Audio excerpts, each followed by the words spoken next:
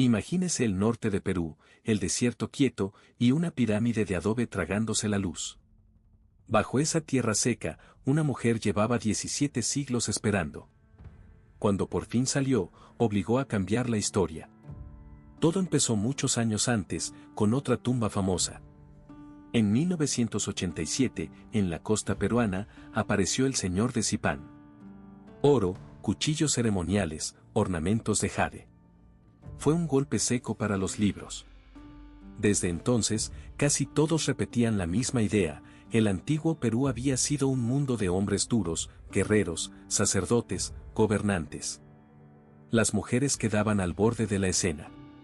Calladas. Invisibles. Esa certeza duró 19 años. Luego llegó la tarde del 15 de mayo de 2006. En el valle de Chicama, a unos 80 kilómetros al norte de Trujillo, una pala chocó con algo firme bajo la arcilla. No era una vasija. No era una simple ofrenda. Era un bulto pesado, envuelto en muchas capas de tela, como si alguien hubiera querido esconder no solo un cuerpo, sino un secreto entero. Pese aproximadamente 100 kilos. Nadie en la zanja habló de inmediato. Ahora ponga atención a esta imagen. Una loma de adobe, el viento salado del Pacífico y un equipo de arqueólogos agachados sobre tierra dura como piedra. Allí trabajaba Régulo Franco Jordán. Llevaba años excavando la Huaca Huaca Cao Viejo, una pirámide de barro que el pueblo llamaba también la Huaca del Brujo. Llevaba 15 años mirando polvo, muros rotos y restos dispersos. 15 años peleando contra saqueadores. 15 años de dinero corto y paciencia larga. Y de pronto, en medio de esa ruina, encontró algo que cambió el tono de toda la excavación. Primero aparecieron madera quemada, figurillas carbonizadas, vasijas de cobre, capas de ceniza. Todo eso no era casual. En la cultura mochica, ese tipo de quema sellaba algo importante. Era como cerrar una puerta con fuego. Debajo tenía que haber una tumba de alto rango. Franco lo entendió enseguida. Había llegado al borde de una cámara reservada para alguien muy poderoso. Pasaron meses de trabajo. Lentamente. Con la calma de quien sabe que un error rompe un pasado entero. Y entonces, a 2,5 metros de profundidad, el equipo topó con el núcleo del hallazgo. Un paquete funerario de unos 80 centímetros, envuelto en 26 capas de algodón y láminas de metal. La cabeza miraba al sur, como dictaba el rito mochica para los más altos nobles. No era una sepultura común. Era una declaración. Abra esto en su mente. La primera tela, luego la segunda, luego otra más. Las capas crujen secas entre los dedos. El aire huele a polvo antiguo. Y bajo ese tejido aparece una máscara bordada, un rostro hecho de hilo. Después, la piel real. Piel humana, oscura, tensa, conservada como cuero fino. Y sobre esa piel, las marcas. Serpientes en los antebrazos. Arañas en el dorso de las manos. Trazos que parecían recién hechos. Entonces ocurrió el silencio. Porque el cuerpo no era de un hombre. Eso era imposible, según lo que todos creían. Durante 19 años, la fórmula parecía cerrada: mochica, imperio de guerra, jerarquía masculina, poder de varones. Pero la tumba rompía esa idea en pedazos. Régulo Franco también había esperado otra cosa. Había cavado durante 15 años creyendo que encontraría a un señor. Encontró a una joven de poco más de 20 años. Y junto a ella, 2 mazas de guerra y 23 lanzaderas. Armas pesadas. Reales. No decorativas. Piénselo un segundo. Es como abrir una tumba real y descubrir que la persona enterrada no era una sombra al margen, sino la dueña del lugar. No una acompañante. No una sacerdotisa secundaria. La figura central. La confirmación tardó. Y tuvo que ser fría, metódica, paciente. Un antropólogo revisó los huesos de la pelvis. Un especialista en textiles separó cada envoltorio con cuidado extremo. Nadie quiso gritar antes de tiempo. Pero al final no quedó duda, era una mujer de unos 25 años. Vivió alrededor del año 450 de nuestra era. Probablemente murió por complicaciones después del parto. Esa última parte duele más, porque la grandeza no le dio salvación. Solo la convirtió en leyenda. Y aquí aparece el lado más oscuro de la tumba. Junto a ella estaba otra mujer joven, con la marca de una cuerda en el cuello. Una víctima ritual. Alguien ofrecido para acompañarla al otro lado. La señora no fue enterrada sola. Le llevaron compañía. Le llevaron obediencia hasta en la muerte. Imagínela ahora con sus símbolos de poder alrededor. No una reina de cuento. Algo más duro. Más verdadero. 2 mazas de guerra. 23 lanzaderas. Un cubilete de plata. Adornos de oro para la nariz. Bastones de mando. Y ese cubilete, que no era un objeto de ceremonia vacío, mostró restos microscópicos de materia orgánica. La interpretación fue brutal. Todo apunta a que bebía sangre en rituales ligados al poder. Todo apunta a que mandaba. Esta mujer gobernó el valle de Chicama 400 años antes de que cayera la civilización mochica. Mucho antes de que el primer inca caminara hacia Cusco. Mucho antes de que los cronistas españoles llegaran a estas costas. Y, sin embargo, su cuerpo apareció casi intacto. La piel. Las uñas. Las tatuajes. Incluso la expresión del rostro. Como si la arena hubiera decidido conservar su autoridad. Vea el detalle con calma. No estamos hablando de una momia seca y rota. Estamos hablando de un cuerpo que todavía guarda una presencia. La piel se mantuvo flexible. Las serpientes tatuadas siguen dibujadas con una claridad extraña. Si uno lo mira de cerca, parece que la tinta todavía respira. Todo esto fue posible porque la envolvieron en algodón, la sellaron en una cámara de adobe y la enterraron en un desierto que casi nunca recibe lluvia. El clima hizo el resto. El aire seco. La sal del océano. El frío de la costa. 17 siglos no bastaron para borrarla. Y entonces llega el detalle que más inquieta a la gente del lugar. La pirámide donde apareció siempre fue llamada Huaca el Brujo. Montículo del hechicero. Nadie sabía qué había dentro. Nadie lo había visto. Pero el nombre sobrevivió siglos. Pasó de boca en boca, atravesó conquistas, lenguas nuevas, iglesias, olvidos y generaciones enteras. Y todavía apuntaba al centro exacto de la verdad.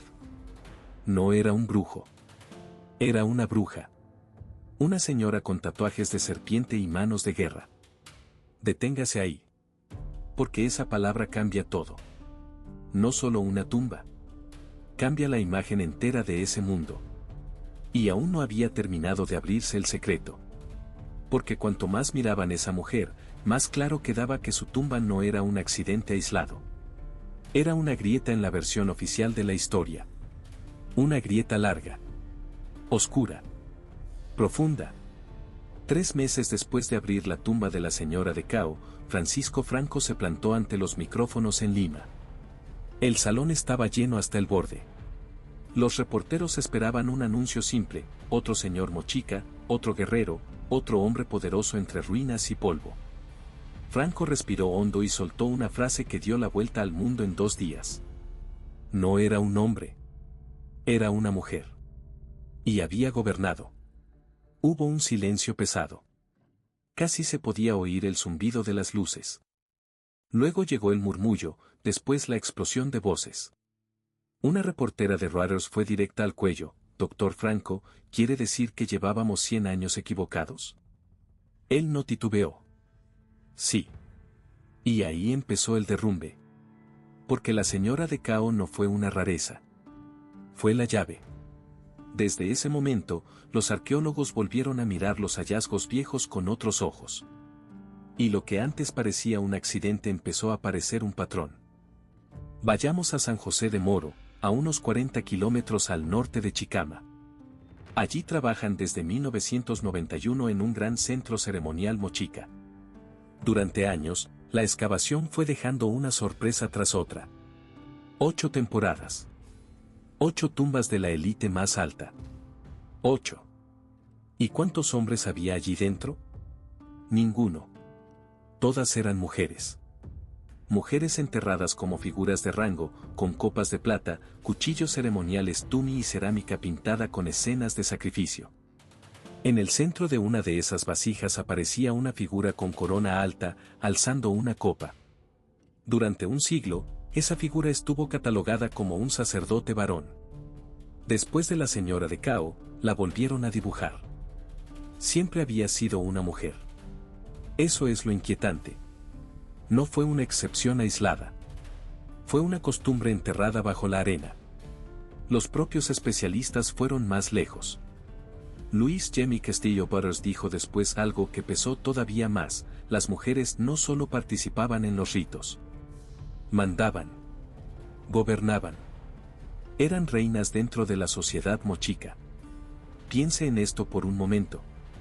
Imagine que un arqueólogo del futuro abre un cementerio de nuestra época y encuentra 8 tumbas presidenciales seguidas. Todas pertenecen a mujeres. No haría falta discutir mucho más. La conclusión se impondría sola. Eso fue lo que pasó en el norte del Perú. Pero todavía había más bajo la tierra. En 2012, una expedición polaco-peruana dirigida por Milos Giers trabajaba en la costa de Ancas, entre restos de la cultura Bari. Esa civilización llegó después de los mochica y se extendió entre el siglo VII y el X. Fue una de las primeras grandes potencias andinas. Allí encontraron algo que casi nunca aparece intacto: una tumba inviolada. Los saqueadores no la habían tocado. La arena la había guardado. Dentro había más de 1000 objetos de oro, plata y bronce. También había instrumentos textiles de oro puro, vasos ceremoniales y 68 cuerpos. De esos cuerpos, 58 eran mujeres. 3 estaban en cámaras laterales, sentadas en tronos improvisados, como si aún siguieran recibiendo honores. No eran sirvientas. No eran concubinas. No estaban allí como acompañantes decorativas. Muchos de esos restos mostraban señales de alto rango. Todo indicaba un entierro reservado para gobernantes. Y entonces la imagen se agranda. Ya no estamos mirando una sola tumba. Estamos mirando un sistema. Si quiere verlo con claridad, imagine una sala subterránea, sin ventanas, con el aire inmóvil y el olor viejo de la tierra húmeda. Allí no hay un solo rey. Hay una fila de mujeres tratadas como soberanas. Eso cambia todo. Y el cambio no terminó ahí. En 2022, la profesora Lisa Traver, de la Universidad de Columbia, excavó en Pañamarca, otro centro mochica. Lo que halló fue un salón con columnas, oculto durante 14 siglos bajo la arena. En los muros aparecían frescos intactos. Sobre un trono y en la parte alta de una plataforma se veía a una mujer coronada. No una diosa lejana. Una gobernante real. Una mujer con los símbolos de la autoridad en la mano. Durante décadas, esos atributos se habían atribuido a hombres sin dudarlo. Y de pronto, la pared decía otra cosa. El muro hablaba con una voz más antigua que los libros. Entre 2006 y 2022, la imagen del Perú prehispánico se quebró de arriba a abajo. No por una sola tumba. Por una cadena completa de pruebas. Una tras otra. Como si la arena hubiera estado ocultando la misma respuesta durante siglos. Pero antes de seguir, conviene volver al cuerpo de la señora de Cao. Porque ella no solo cambió la historia. También dejó una marca física que da escalofríos. En 2017, en un laboratorio de Lima, un equipo brasileño de reconstrucción facial recibió su cráneo. Lo dirigía Cícero Moraes, conocido por reconstruir rostros de santos y faraones. La tarea parecía técnica, casi fría: devolverle un rostro a los huesos. Primero vino la tomografía. Luego el modelo en 3 dimensiones.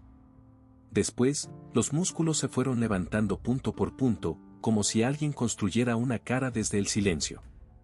9 meses más tarde, la respuesta estuvo lista. La arqueología miró de frente a una joven de unos 25 años. Rostro ovalado. Pómulos altos. Rasgos suaves, propios de la costa mochica. Nada de dureza teatral. Nada de expresión feroz. Solo una mujer joven, con un rostro que todavía podría cruzarse hoy en una calle de Trujillo. Y eso golpea más que cualquier máscara de poder. Porque de pronto uno la imagina allí arriba, sobre la plataforma de la pirámide Huacacao Viejo, envuelta en un manto, recibiendo aire caliente del desierto en la cara. No como una figura de piedra. Como una persona viva. Una mujer que miraba a la gente desde lo alto y decidía sobre guerra, tributo y sacrificio. La escena se vuelve más oscura cuando entra el último detalle. Los huesos del cuerpo mostraban señales de embarazo reciente o de un parto reciente. Todo apunta a que murió por una hemorragia posparto o por una infección. Una muerte brutalmente común antes de los antibióticos. La mujer más poderosa de la costa norte del Perú pudo haber caído por la misma causa que mataba a tantas otras en aldeas humildes. La biología no respetaba coronas. Y entonces aparecen las tatuajes.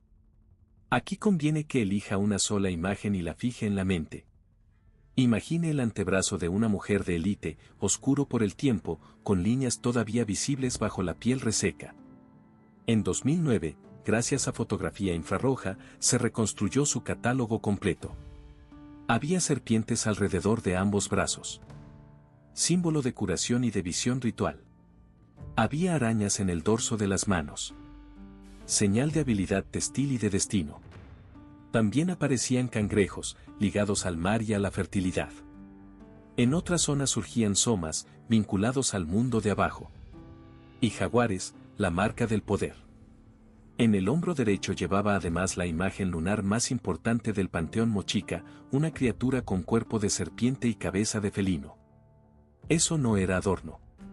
Era un manifiesto escrito sobre la piel. Cada trazo decía quién era. Curandera. Oráculo. Tejedora. Señora del mar. Portadora de la fuerza del jaguar. Recipiente del dios lunar. Quien veía sus brazos desnudos no necesitaba explicación. Lo tenía todo delante. Y aquí está el punto que lo cambia todo. Si una sola mujer podía llevar en su cuerpo tantos símbolos de autoridad, entonces el problema no era su rareza. El problema era nuestra costumbre de mirar esas tumbas con ojos equivocados. La arena no estaba guardando silencios. Estaba guardando nombres borrados. Y, sin embargo, lo más grande de esta historia no fue el hallazgo de un rey. Fue el golpe al orgullo de un país entero. En 1987, cuando Walter Alva abrió la tumba del señor de Zipán, el Perú entero sintió que algo dormido despertaba. Ese hombre, mitad guerrero y mitad sacerdote, salió de la arena como un emblema nacional. Su rostro terminó en sellos, en billetes, en libros escolares. Casi cualquier niño peruano sabe reconocerlo. Casi nadie fuera del país conoce a la mujer que hoy obliga a mirar todo de nuevo. Esa mujer descansa en un museo abierto en 2009, en Magdalena de Cao, un pueblo pequeño, a unos 60 kilómetros de Trujillo. Llegar allí ya dice mucho. Un solo autobús al día. Un billete barato. Nada de caravanas de turistas. Y aún así, detrás de un vidrio, está una de las piezas más valiosas de toda la arqueología peruana del siglo XXI. Allí la conservan bajo aire frío, con una temperatura baja y una humedad precisa. Como si todavía mandara la desolación del desierto. Como si la arena siguiera obedeciendo. Escuche esto con calma. La tierra la cuidó mejor que los hombres. Durante casi un milenio, desde los Moche hasta la llegada de los incas, las mujeres de la costa norte no fueron figuras decorativas. A veces mandaban.